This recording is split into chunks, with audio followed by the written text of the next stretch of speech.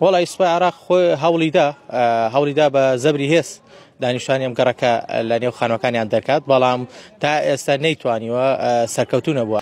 ئەمڕۆ پێشنیۆڕۆ کاتژمێرە پێشێستا جارێکی تر سوپای عراقەتەوە بۆ سەرگەڕەکی نەورۆز.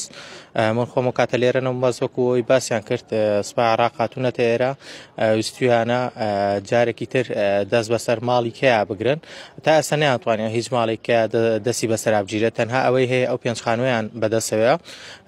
هەنێ جاریش بۆ ئیستیفزازکردنی خەڵکی گەڕەکە لە ڕابردووە هەوڵیان داوە چۆن بڵێ نمایشی سەربازی بکەن. ئێمە ئەو هەوڵانە هەر بەوە ئەبینین کە بڵێن ئەمانە نمایشی سەربازین، چونکە تا ئێستا بەهۆیەوەی بڕیاری پەرلەمانی عراقەیە پێوان وایە بە هیچ شێوێ ناتوانن دەست بەسەر هیچ زەویەکی کەیە یاخو ببورن دەست بەسەر هیچ خانوویەکەیە بگرن، بەڵکو ئەوەی هەیە کە تەنها ئەیانوێت ئیستیفزاسی ئەم خەڵکەکەن و خەڵکی ئەم گەڕەکە کاردانەوەی خراپیەوە، بەڵام تا ئێستا خەڵکی ئەم گەڕەکە سوپاس بەخوا سەرکەوتوو بە لەوەی دام بەخۆیان. وڵی سوپای عراق خۆی هەوڵیدا بە زەبری هێز دانیشتوانی ئەم گەڕەکە لە نێو خانووەکانیان دەکات، بەڵام تا ئێستا نەیتوانیوە سەرکەوتوو نەبووە. ئەگەر بیتوانیا حتمما لە جارەکانی ترا سەرکەوتووە، بەڵام تا ئێستا نەیتوانیوە سەرکەوتوو نەبووە.